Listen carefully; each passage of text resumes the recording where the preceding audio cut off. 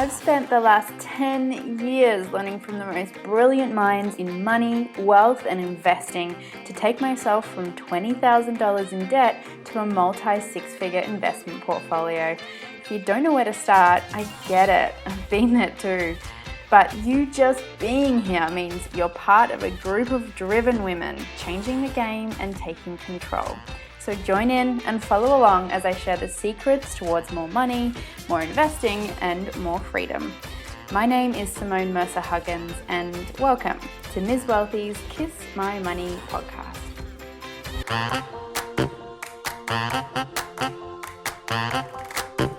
Thank you so much for coming on, Krista. It's so awesome to have you on the show and chat to you about all things real estate and money.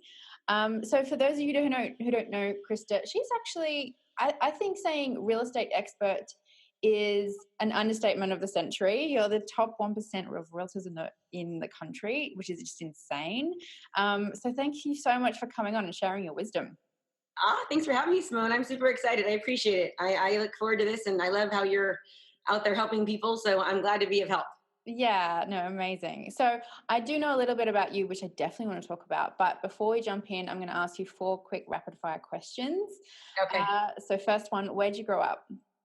I grew up in Northern California, about an hour from San Francisco. Okay, nice area. What's your favorite quote? Oh man, I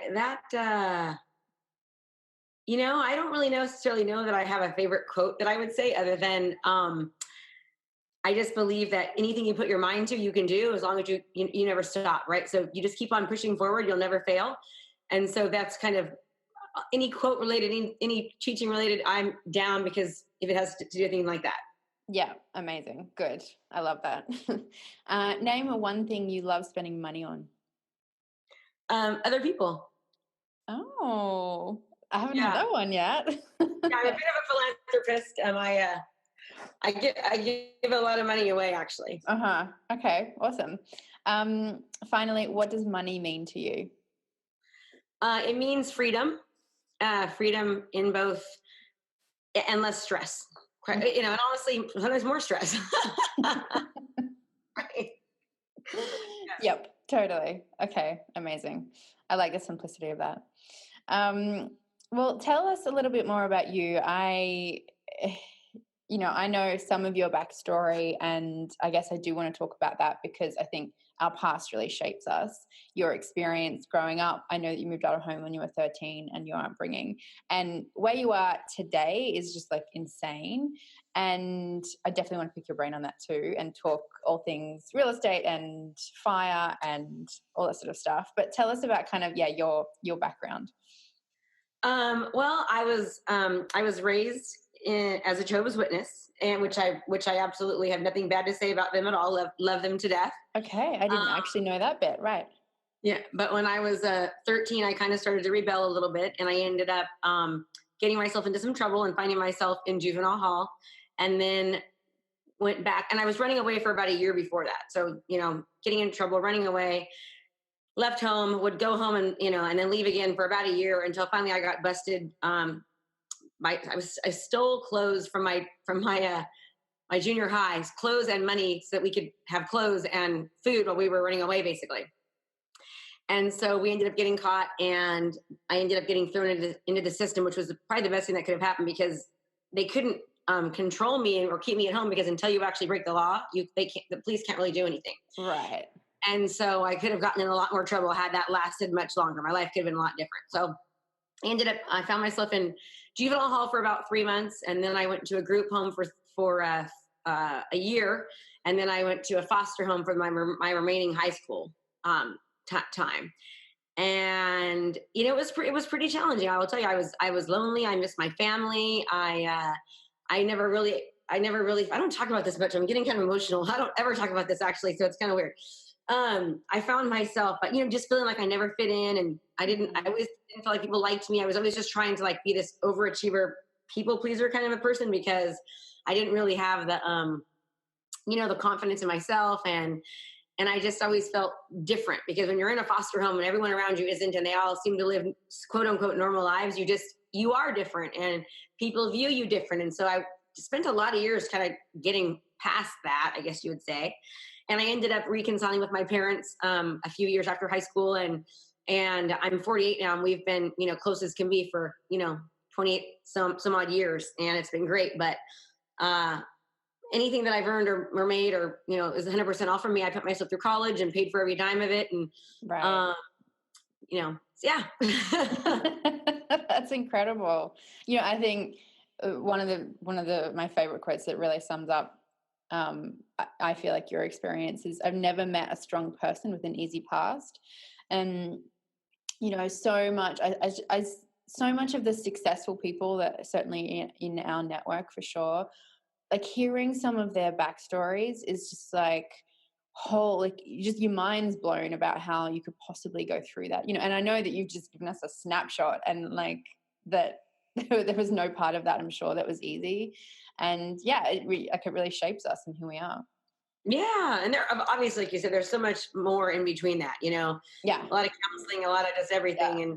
and then it's kind of, life is really up and down. So then I ended up going through high school, meeting some really great friends, and changed the trajectory of where my life was going. Put myself through college, worked full time while going to school full time, so I could pay for it, and got a few loans here and there. And then I met someone who I thought was like the love of my life, and I ended up getting married at 25. Right. And then after my first daughter was born, I found that he was having an affair, and so I stayed with him. And then I found that he was having another affair when my second daughter was born, and she was about 3 at that time. So I got a call one day, sitting at the restaurant with my best friends from high school, with another girlfriend, just saying, "Hey, I just saw your husband, and he's basically, he's being intimate with another woman." So I had a 3-year-old and a 5-year-old. We had just moved into a brand new house.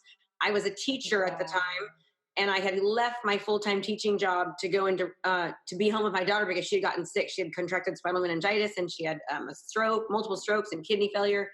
And so I thought, I need to be home with her. So I left my full-time teaching job and mind you, I had gotten a master's. So I put myself all the way through school to get a master's degree.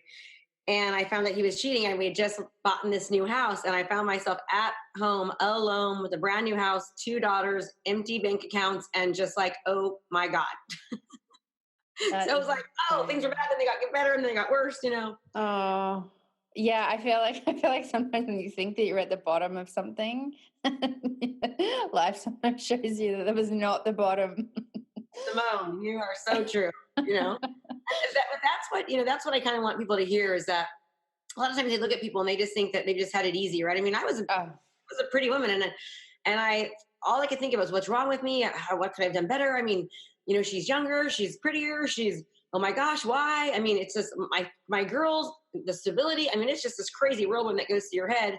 Right. And I remember when it was Thanksgiving. I remember it very clear. It was Thanksgiving, and I had the girlfriend knocks on the door, and she's picking up my daughters for Thanksgiving. And it was my first Thanksgiving alone, and like watching my girls drive off, and I just sat there drinking a bottle of wine for, a couple hours, crying and just feeling so horrible about my life and my situation, embarrassed, sad because my family was ripped apart, and just, I was devastated, and I remember looking in the backyard and thinking, you can't keep doing this. You've got to get up, you've got to fight, and you've got to provide for your daughters, and you need to keep this home safe. So my ultimate goal at that point was, I need to keep my daughters safe in their home. And that was what my why. My why was keeping them normal. Like, the backyard's going to be filled with, I'm going to put a pool back there. I'm going to put a backyard. I'm going to make them happy. It's going to be memories. It's going to be great.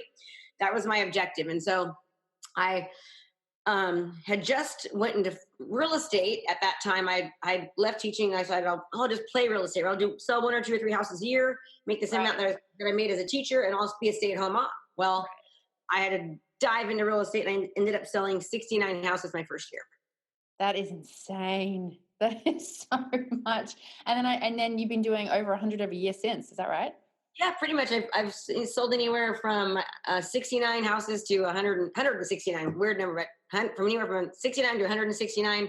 1 year in between there, I think I sold 17 or 12 because it was right around like when I was going through the divorce time, and I was kind of playing a little bit too hard, and the market switched, and but then I realized I had to kind of switch the way I was doing business, and so I quickly got averaging 100 homes plus, yeah, every year, pretty much. That is amazing. And so, how long have I don't actually know how long have you been doing it for? I'm guessing over I've been a in real estate decade. for 17 years. Yeah. Okay. So how did the 2008 crash affect you? Was it kind of major? Was it a good thing? Like, Yeah, that's a really good question. So it at first it was rough, right? Because I was doing super well in real estate. Developed a name for myself. The market changed, and all of a sudden we went. We had 400 houses on the market, which is completely a buyer's market. I mean, you're talking yeah, inventory for 12 months and 14 months, and then people started losing their houses. So yeah, I started researching, what was happening, and realized really quickly I needed to learn how to do short sales. I needed to learn how to do foreclosures. So I started traveling the country and, picking up asset management companies and banks, and I started selling their foreclosures, selling their assets. And so I ended up, my best year ever was actually during the foreclosure time. I sold 169 homes, and it was just complete chaos. And I was miserable because it was just so much work. It was just me yeah. and an assistant and a transaction coordinator. So I wailed through it, right? Did really well. And then the market switched again. So it went back to be more of a normal market. So I went from selling like 120, 160, 100-ish homes a year down to like 12 or 17. That was the time I was telling you. I was like, oh my gosh, how does that happen, right? Yeah, yeah. And so there I am in scarcity mode again, going, oh, what am I going to do? So I went on a listing presentation. I lost the listing, and I called and said, why didn't you hire me? And they said, we didn't hire you because you're the foreclosure short sale queen. We heard. Oh no, you got known as that. Yes. And I was like, oh my God, I am. That's me. Right. So I made the conscious decision at that point. I remember calling my girlfriend.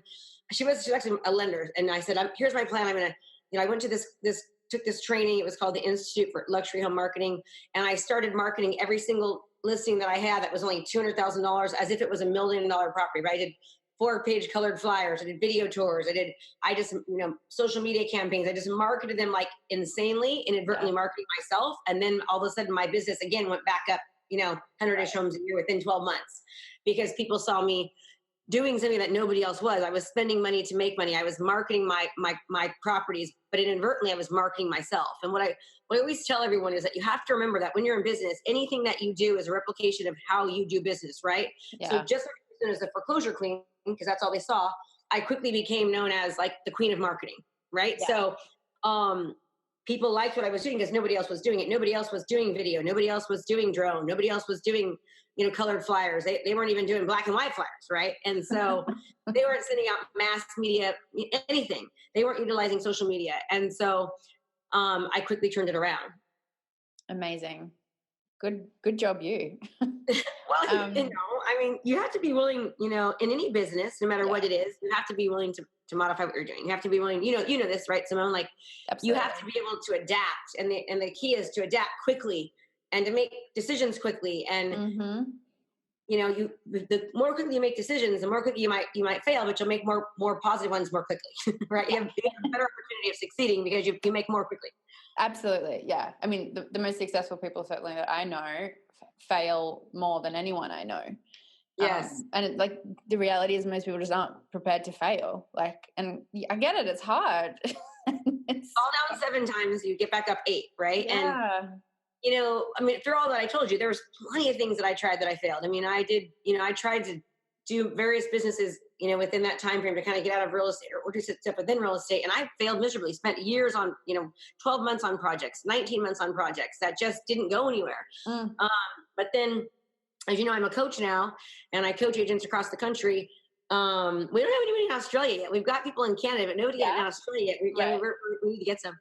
And I decided that I was just tired of real estate. Right? I'm an expert, and I've sold almost 2,000 homes or over 2,000 homes, and I've been in the top 1%, 16 years plus. And it was just like I'm tired, and so I decided to change what I was doing and not just sell, but now coach. And with that, tons of problems. We ended up spending so much money to get the coaching company off its feet. And I remember, one of my salespeople calling me crying and just like, I can't do this anymore. Like, I can't call one more person and have them tell me no. Like, I had to give my program away for free, and I had to coach people for free. And I had to spend a lot of money and lose money on my other business, right? Because my focus wasn't there. And then it was just a mess. And I could have given up 100 times from all the different things that didn't work. And then all of a sudden, one day it did, right? Yeah. So the two comma club awards that you see up there from, within 18 months, we did really, really well coaching, but it's because we took the risk. We didn't stop. Right. We had 8 months of not making any money. And then all of a sudden, bam, it hit. And the second one hit quicker and then quicker. Right. Right. But most people give up before they ever have a chance to even succeed. Yeah, no, completely. And it's hard. And it doesn't matter if you're in business or if you're looking to invest or if you have a career or whatever it is, the thing that you're trying for. Yeah, it's always so close. And yeah, you just got to keep going. Like, especially if you're passionate about it, which obviously you are, and you're proven to be so good at it. And in that career, in your career, you've obviously written a couple of books. One of them in particular I want to talk about, which is your F.I.R.E book. Have you read it? You haven't read it, have you? I haven't read it. Really? I mean, obviously I know the concept, and for those who don't know what F.I.R.E is, it's financial independence, retire early. That's it. Your crappy job won't quit itself. Right. And so your approach, and I'm guessing based on the subtitle, is the idea that you have to go after the thing that you want to retire early, not sit in your job. Is that right? Yeah. So basically it teaches people how to find out, first of all, find out what they're passionate about, not just what they're good at, what they really, really love doing. Like maybe they've had an experience, like for example, maybe they've gone through a horrible divorce and they figured out a way to be able to get along with the other parent, right? Yeah. Or maybe they've figured out maybe they're great at organizing or whatever it might be. Maybe they're a great teacher and they love to teach math and they want to be able to teach more children. So we teach them how to figure out what it is that you are really good at, that you love doing. And then we teach them how to monetize it and to market it. And the biggest part with most people's problem is marketing, right? Is that they have this great idea and this great concept, but if nobody knows about your concept, then you're never going to get it out into the world. But most people have trouble even figuring out what the hell they even want to do. Like what do I want to do? What do I like? And then they don't know how to put that into a plan and how to really take into accountability for, well, what's it going to cost me and how many resources am I going to need and how much time is it going to be? And that time relates to resources and money as well, right? How do I manage all this? And can I do it, while I'm still working, or do I need to quit my job? And it just kind of goes through all of that. And even if you're not working, there's women that have been married, right? That their husbands leave them or their wives leave them and they were the primary breadwinner, right? Or maybe they've been a stay-at-home mom or a stay-at-home dad, and all of a sudden their kids are gone off to college and they're like, oh my gosh, I'm an empty nester. And like, what am I going to do with myself? Or somebody has been working at a job that they hate and they just feel like they're, I'll tell you a story. I was in North Carolina and I was talking to my best friend's husband and I was telling him about this, book I was writing and all this. And she said, and he goes, oh my gosh, I don't love what I'm doing. And I just wish I could quit and da-da-da. And she went over and she tapped him on the back and she said, honey, you only have, 25 years left. That's all you have, like 25 more years. And then you can retire. And I'm thinking to myself, are you kidding me? 25 more years? Like that is just shoot me now. And I want to kill myself because I don't want to stay stuck and miserable for 25 more years. Right. I think so many people feel that way. And the book really teaches people how not to feel stuck, how to understand that there is a way out, right? And that your fear can hold you back forever and you'll never, ever move forward and make a difference and make a change and be happy. And sometimes you might need to take a few steps back to take, 7 steps forward, right? And you will. You're going to, but by the time you get to that place where you're in loving what you're doing, you feel fulfilled and you have abundance, not just in money, but in your relationship, how you feel about yourself, your happiness, your spirituality, in every aspect of you automatically start soaring. And it isn't always financially at first, right? I mean, but eventually it will be if you keep going. And so the book talks all about that. And then it teaches you, once you figure that out, how do you actually now market it, right? So we talk heavy emphasis on utilizing video and social media and how to really dominate in your profession and your new, career. And it's really works great, like locally as well. Yeah. Okay. I love that. And what's really different is it's not the traditional, it's not the common, I guess, explanation of what F.I.R.E is. It's like financial independence, retire early. And what I really love about that, and I actually hate the mainstream F.I.R.E explanation because it's all about scrimping and saving and being super frugal to the point where you barely live your life so that you can save up enough to retire early and live off that. But it's like, I just see and look, it works for some people and that's awesome. But I see so many people in just this constant struggle mode, trying to scrimp and save every single thing. And yet pinching your pennies. Pinching pennies. You're never going to create wealth. You're never going to create wealth. It's not the formula. And there's not, certainly from what I see in the traditional FIRE movement, is there's just not enough focus on how to actually build wealth, create real wealth, get proper returns, invest it well. Like the focus is on penny pinching, not making more money. Like, absolutely. And it drives me so insane, because it creates this hate relationship with money, that like it should be squandered so that you might get like a couple more years. But it's like, yeah, but your life's now too. Like, you're living life now as well. Yeah. It's so true. And when you're like you said, when you're miserable like that, I mean, it's a bad relationship with money. You need to make a personal investment in yourself. The quickest way to make any kind of money is to make a personal investment in yourself, right? I mean, for example, I couldn't afford school. But I got a loan. I put myself through college, right? And then I couldn't afford my master's degree, but I worked full time, and then and went to school, worked from 10 to 6, and went to school from 6:30 to 10, like 4 nights a week, and worked 5. Right. It was not fun.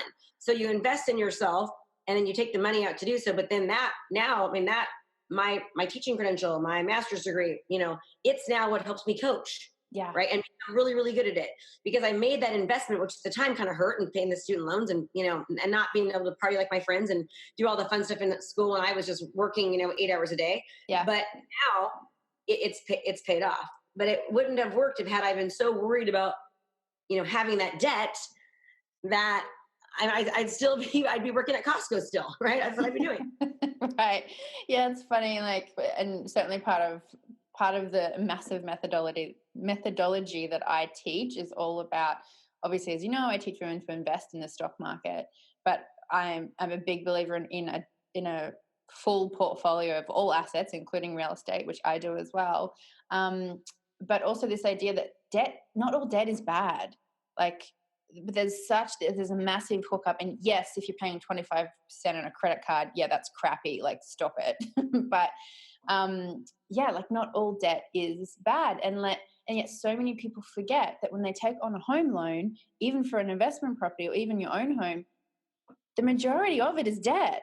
But most people have no problem with that, because we're just conditioned into like thinking, believing, feeling that home debt is okay, but like personal debt and investing in yourself and bettering yourself is not great. Like, that's what blows my mind.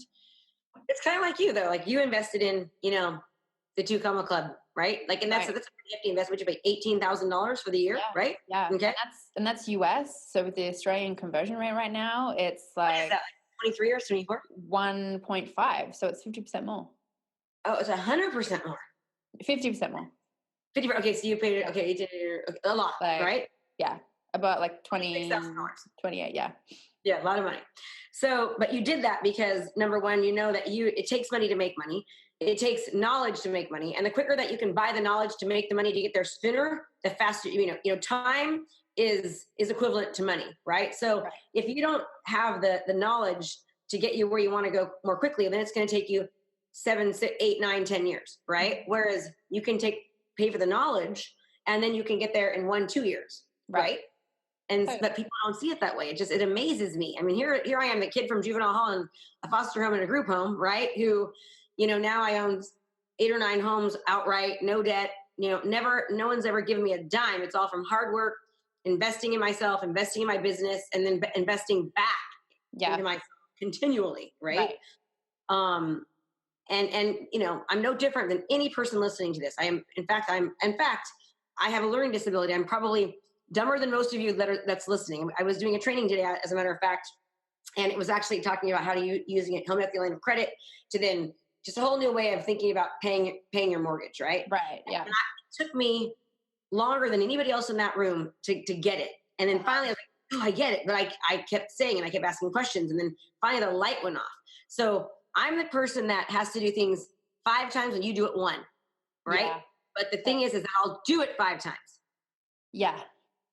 Whereas some people do it half or 1 and Most people, not yeah. some. Like 97% of people are not truly willing to do what it takes or sacrifice anything. Like they want to have everything, given to them, and they're not willing to sacrifice their lifestyle, or they're not willing to get up earlier, to go to bed later, or to not maybe get that Starbucks every day, or not, like what can I say no to now so that I can say yes later? Like you really got to think, what can I say no to now so I can say yes later?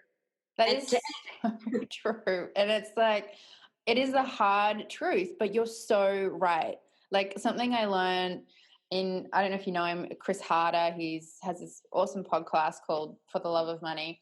And in one of the episodes, he talks about how if you stood in a room of 100 people and you asked them the question, do you want financial freedom? Like 100 hands would go up, maybe 99, because, one person has his hook up about how money's bad or something. But like most people. And yet you ask how many people are either on the path or have the steps or getting the knowledge to get there or are already there. And there's like maybe 5.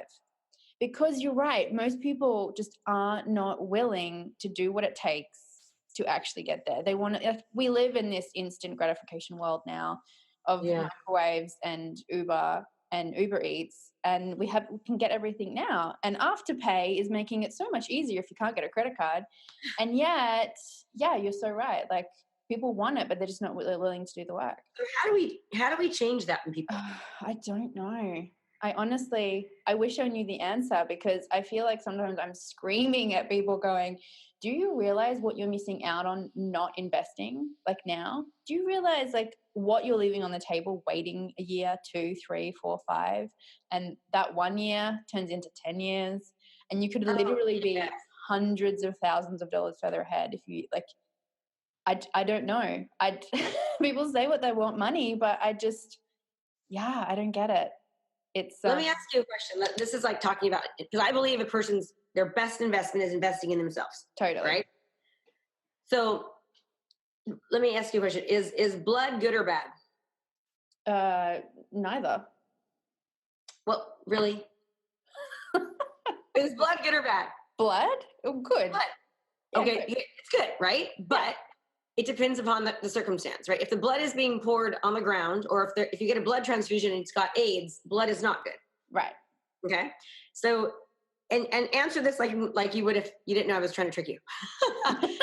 Debt good or bad? Is what? Sorry. Debt good or bad? Well, most people would say bad, but I think it's it can be both. It depends, right? It depends if you're using that debt to create more liabilities, or you're using that debt for your personal investment in yourself to make more assets. Yeah. Right? So agreed. Debt is not a bad thing if you're utilizing it to invest in yourself, to get the knowledge, to save the time, to make the money.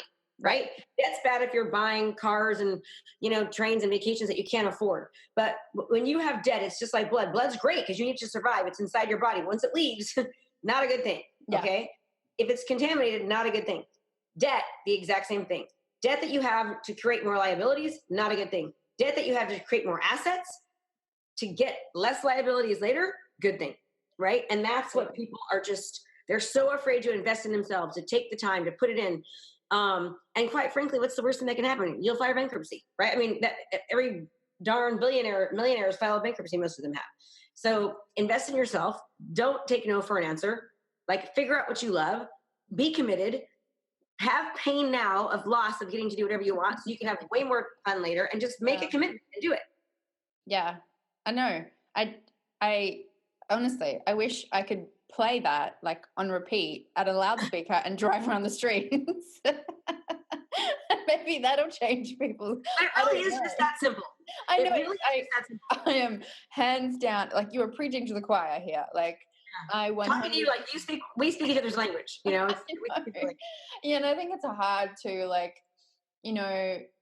we are in the same world where we surround ourselves with people who are doing it, getting it, committed. And they're better than us, right? Like the best way Oh my God. to get better is by being around people that are better than you or learning from someone that's Yeah. better than you, that's done that, that's been there. I mean, that's the only way to do it. Yeah, absolutely. And it's, but I also do forget that the world that we surround ourselves with are not the majority of the population. Like when you look at the stats, 80% of people live paycheck to paycheck.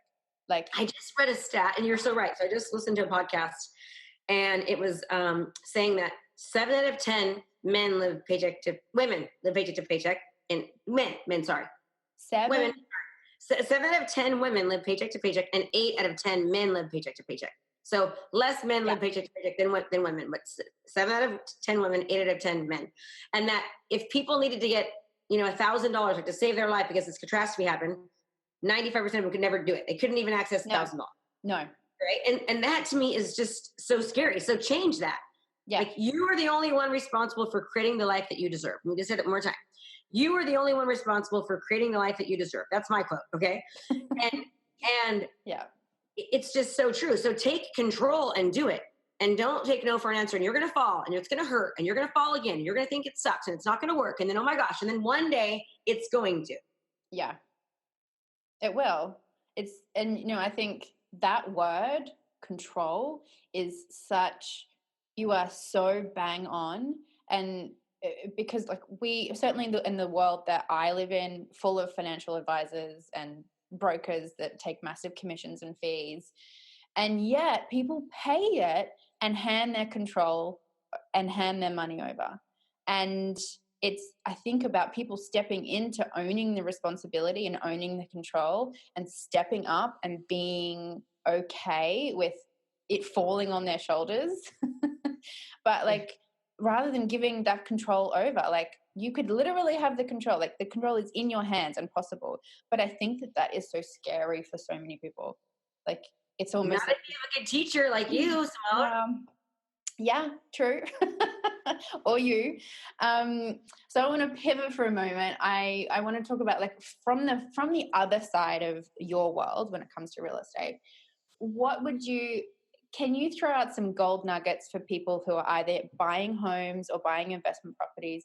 I have my view in terms of I always think that having 20% down is like necessarily as a homeowner, obviously, or an investment property. I think that's a big thing for me. But I want to hear your kind of big things around.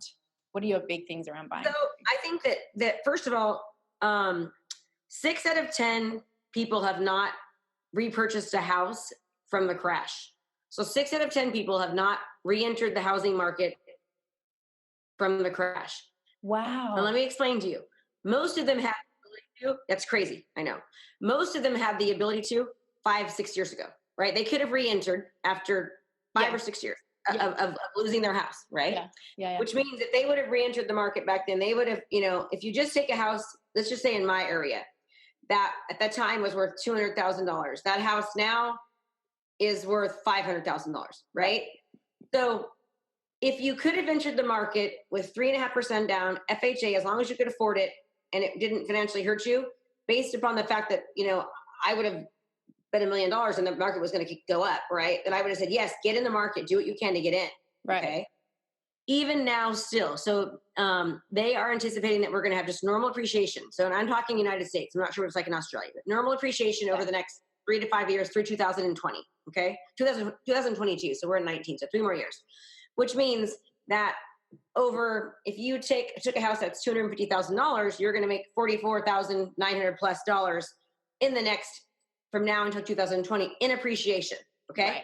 That means that even if somebody enters with little down, they at least are going to have money. Plus they have the tax write-off of the interest. So I say, yes, own anytime. I also say never sell unless like the market was to even completely crash. I mean, you got to think of where you're at in life.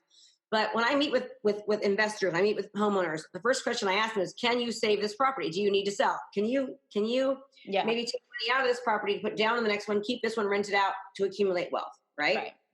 So I say, buy, hold for as long as you can. Mm-hmm. And another really great strategy is actually to get a home equity line of credit off your mortgage. Everyone should be doing this, right? So as long as you've got 20% equity in most cases and good enough credit, they will loan you up to 10%, home equity line of credit. Yeah. You need to start thinking about your bank account. Okay. Your home equity line of credit, like your bank account. So what do the banks do? And I'm getting kind of deep here. Is that okay? Totally. Okay. Yes, So this is go deep. I for want it. you to really hear me. Okay. So what do the banks encourage us to take all of our money and put it in the bank, right?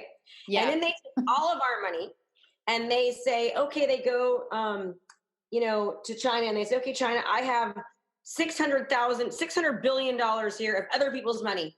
What can you loan me on this as a line of credit? So they say, okay, we're going to give you $500 billion, right? Then they take that and they take that money and then they sell that money, hopefully, right? And even if they lose it though, they lose it. It doesn't matter because our money is FDIC insured. So we're okay, right? But they take that money then that they borrowed from our money, okay? And then they pay, they make 100 grand because they sell it for more money. Then they take that, now that money they had, that $5 billion they owed is now paid back. They have $100 billion into loans and stuff on us. So they're utilizing our money to continue to get rich. But what we need to start doing is to utilize our money to get rich. So you need to, if you were to take money from a line of credit, right? And then you pay your mortgage and all of your expenses. Let's just say your cost of living is $7,000 a month. Okay. And let's just say that you make $10,000 a month. All right. So you're then going to take money out of your home equity line of credit. You're going to pay down your mortgage balance. Okay, so now your mortgage balance goes, let's say, from $500,000 to $485,000. By doing that, you're going to save around 20 months of payments and around $40,000+ in interest. And if you do that, and then again, then you get paid, you pay back your home equity line of credit. So that goes down. Does that make sense? Yeah, so it does. And it was kind of confusing, but you do this over and over again. By month 6, your home equity line of credit is paid off. You've paid 6. You've been paying your mortgage in that payment. And then you then again do the same thing over. You then take another draw, $25,000, pay that towards your the principal. Mm-hmm. Then that principal goes from $500 to $485, from $45 to what? $25,000 more. Then you've saved. It's like in a matter of 14 months, you'll save about $155,000, and you'll save 81 months of payment. It's just insane. I mean, that's what the banks are doing. So we have to start looking at how we view money, how we view loans, how we view interest. Yeah. Differently. Yeah. And that's a different strategy that I could go on all day about. But yeah, particularly at the moment with our current interest rates being so low. I mean, I know, given you've been in the market for 17 years, you would have seen them a double what we're currently paying. And I think that's I think a lot of people really need to understand that, like, especially for people that are buying on 5% or even 10% down, that it's not about what you can get in at. It's whether you can service the loan at double the interest rate you're currently paying, which is, historic lows. And understand totally 100% understanding that banks use our money. So we need to use our money, right? And stop, so you can pay off credit card debt using this scenario. You can pay off student loans. You can pay off just about anything. And again, and if you don't have a home, you can also utilize this doing a credit card. It's just thinking about things differently. And we've been trained so much that, debt is bad. But really, when you have a home and there's equity in it, that's like a bank account that you can utilize to then spend their money instead of spending yours to make them more. Right. Totally. My bottom line, yes, own a home. Do whatever you can. If you're listening to this and you don't think that you can, most homeowners most people can afford to buy and they don't know they can. Yeah. They think they need more money. They think they need more money down. Not true. Go talk to somebody. Go speak to a real estate agent that you trust. In fact, reach out to me and I can set you up with a community market leader. We're all over the place and they will take great care of you, right? Mm-hmm. And if you're listening to this and you think, I just want to get coached, then call me and I will teach you how to kickstart your business and really have a different kind of mindset about life and business and moving forward. Totally. And a different perspective on FIRE for sure. Yeah. Totally. Yes. It's totally different. I'm passionate about this. I'm 48 years old. And so I see so many of my friends and people that we're close to, both men and women, that are just either stuck and they hate their job or their kids have gone to college, like, what the hell do I do? or their husbands have left them or wives have left them, like, oh my gosh, I'm screwed now. I got to work at Target. I mean, and that's not the case, but we need to teach them there's so much more to do it. And so I'm very passionate about this because I want people to be happy, right? I mean, like, yeah. And just to know that life is not about that. Yeah, I agree. Yeah. It breaks my heart when there's like, even those memes, like, or those whatever hashtags about, oh my God, Monday, and thank God it's Friday. And it's like, but that's like the large majority of your life. Yeah, I know. Like, yeah. It's scary. And, it's hard getting there. It's a hard road, right? Yeah. It's hard, but if you want something bad enough, as long as you know what your why, like my why, I remember when the girls, when I was, stranded in my house with no money and a brand new house and 2 kids, my why, my girls, got to keep them safe. I want to make them happy, security, right? I need to show them that they are just fine. Yeah. That was my why. And I was in scarcity mode for a long time with that why, right? It pushed me to I was so fearful of losing everything. I didn't stop. And then my why is, I want to help other people. And I know that I want to show my daughters that, how great it feels to be a philanthropist and how good it feels to help people. And, I didn't do this, but when I left juvenile hall, I got a scholarship for about $2,500 a semester. And it wasn't a lot of money, but it was a lot of money to me then, because even though I was paying for my college and my books and everything else, it meant pretty much that I could eat and then pay for my books pretty much for that next quarter. Right. Mm. Which for me was great. But when they gave me the scholarship, they said, Krista, when you do better and when you get older, I want you to remember this and to pay it forward.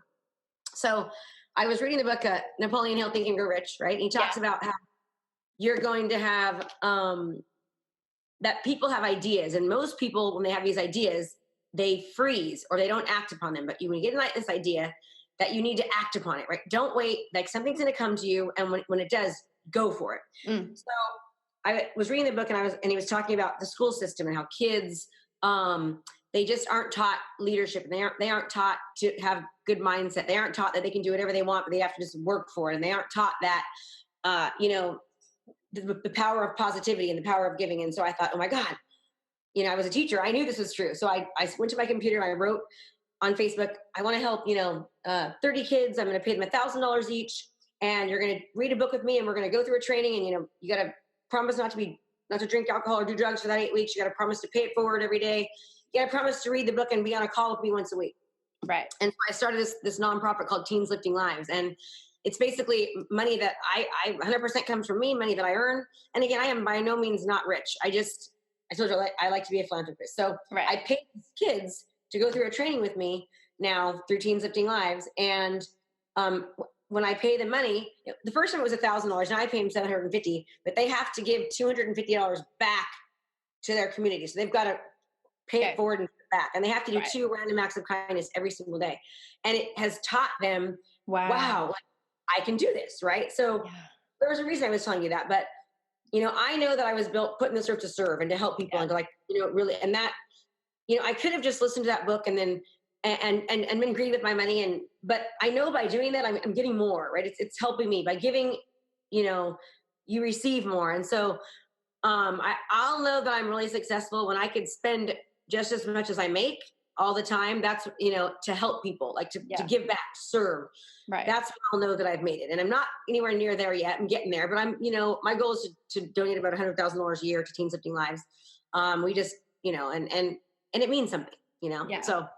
That's amazing. I love that. And really, like, I think that's so much more powerful than just giving money. Obviously, giving money away is like freaking amazing, but what you're doing, the everyday engagement, changing, that honestly, it's changing their rewiring around giving and helping and contributing to other people as well.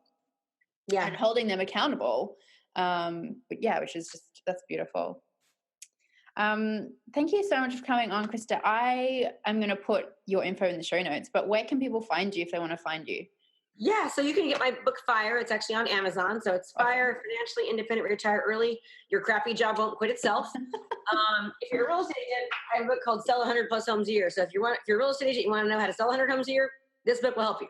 Okay. And then you can go to Krista Mashore. It's KristaMashore.com. And you can find out about our programs and our books and everything we have to offer. And that's it. You can find me on Facebook too.